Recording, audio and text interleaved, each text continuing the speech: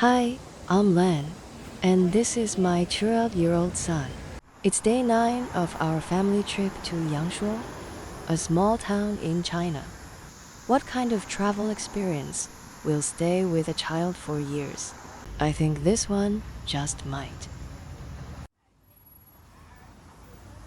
At 9 in the morning, we met my cousin and her family for breakfast at a small roadside noodle shop. Rice noodles are a common breakfast in southern China. Some are round, some flat, some thick, and some thin. Each city has its own shapes and ways of serving them. So, how much does a bowl of rice noodles cost? In a small Chinese town, it's usually about $1 to $1.20, while in a big city, it can cost around $2.20 to $3.70. For comparison, a plain steamed bun costs about 15 cents and an egg about 30 cents. So rice noodles are actually on the pricier side for breakfast here. Of course, in a small breakfast shop like this, you pick up your own bowl of noodles and add the toppings yourself. There are no servers.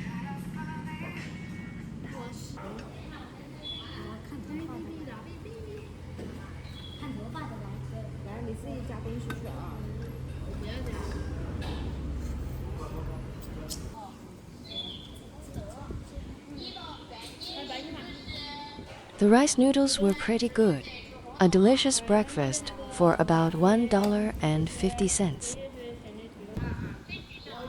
How much does an everyday breakfast usually cost in your country? After breakfast, I went outside to wait for everyone. For many kids in China, school breaks usually mean one of two things: taking extra classes in the city or staying with their grandparents in the countryside.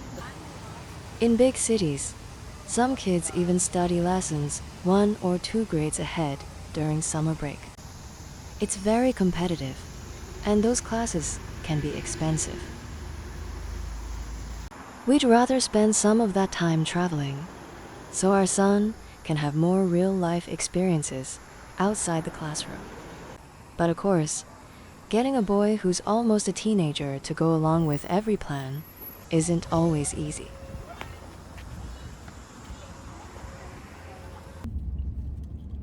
Living in the city, kids spend a lot of time at malls, restaurants, or on screens. Since we were in Yangshuo, we wanted our son to get out into nature, to touch the rocks, walk through the water, and really experience the place. Food and hotels were cheap on this trip, so we decided to spend a little more on activities. The cave tour cost about $44 per person. Our second hotel was only about $24 a night, so the cave tour felt pretty expensive. Last winter break, we took our son to Phuket, Thailand, and Singapore. That trip was more about visiting attractions, exploring the cities, and trying good food. But for this small town trip in China, I wanted to do things differently. Less night sighting and more hands-on experiences.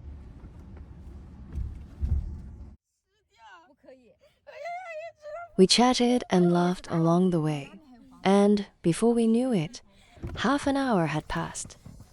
We had arrived at a parking lot for the cave we came to explore. Today we came to Longmen Water Cave. This is the second cave our son has visited on this trip.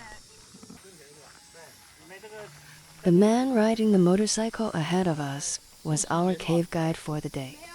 He told us to change into water shoes first, and he would wait for us up ahead.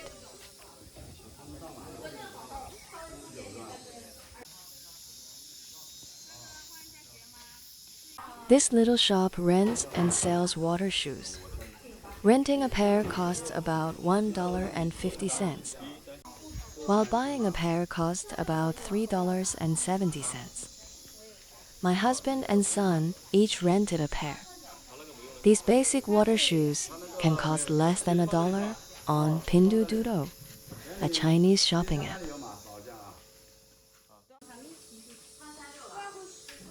Since we had explored a cave before, we brought shower caps with us. These helmets are used by lots of visitors and aren't always cleaned very well, so they can smell a little. Wearing a shower cap underneath keeps the smell out of our hair and feels a bit cleaner. The guide helped the two kids put on their helmets first. The adults would put ours on when we reached the cave entrance.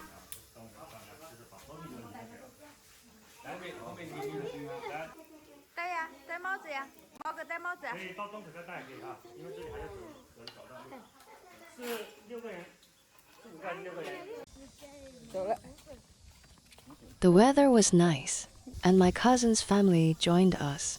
This time, the guide was taking just our two families into the cave.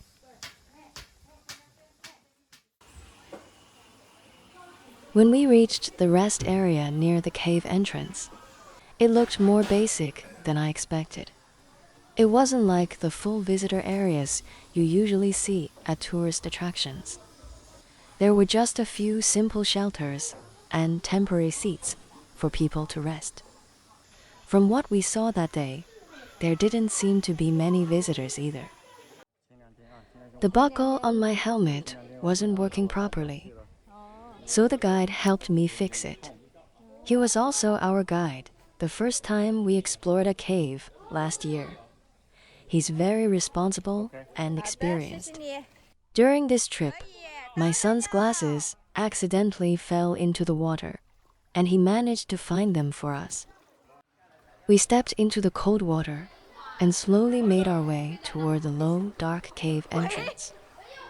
This was the entrance to Longmen Water Cave, and we were all excited to see what was inside. The deeper we went into the cave, the darker it became, so it was time to turn on our helmet lights. Caving is something my husband and I enjoy. We've visited not only developed tourist caves like this one, but also a few undeveloped caves. This time, we weren't looking for a difficult challenge.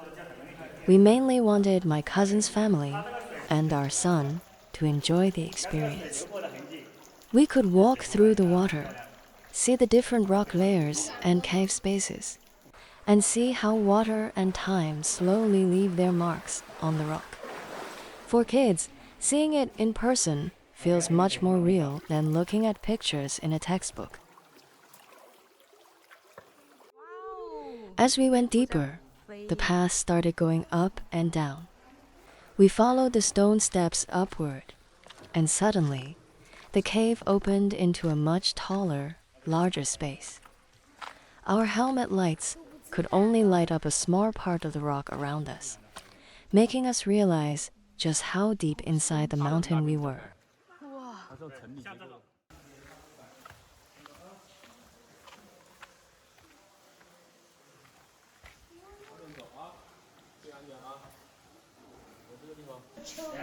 The farther we went, the more the path changed. Sometimes we walked through water, sometimes we held onto ropes, and in a few places, we had to climb metal ladders. No one was in a hurry.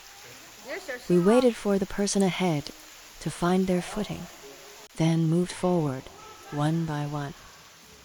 In China, family trips aren't always just for parents and children. People often travel with their siblings, cousins, or even several families of relatives. The adults can look out for each other. The kids have more people to play with, and the whole trip feels more lively. My younger cousin isn't my sister, but whenever I go back to my hometown, all of us cousins try to get together. Sometimes we have a meal, and sometimes we take a short trip for a few days. We all have our own families now, so each family usually pays its own share. That keeps things simple and avoids putting too much pressure on anyone. For us, trips like this aren't just about seeing a new place. They're also a way for relatives to stay close. We're usually busy with work and taking care of our children, so we don't get much time together. Traveling together gives us a chance to spend real time with one another. And it also helps our children grow up knowing each other. There were also some great places to take photos inside the cave. And our guide took lots of photos for us along the way, leaving us with many fun memories from this cave trip. As the sound of water grew louder, we came to a waterfall, and the kids immediately got excited. The guide said they could climb up and experience it for themselves. Watching the two of them shout with excitement, I thought about this question again. What kind of travel experience will a child truly remember? By this point, I think I had my answer. Years from now, my son may not remember what we ate here or which hotel we stayed at, but he will definitely remember this cave. Our family trip this summer is almost over. What will stay with us from this trip isn't what we spent money on, but what we experienced together. Thanks for joining us. What's the most memorable trip you've ever taken? I'd love to hear about it in the comments.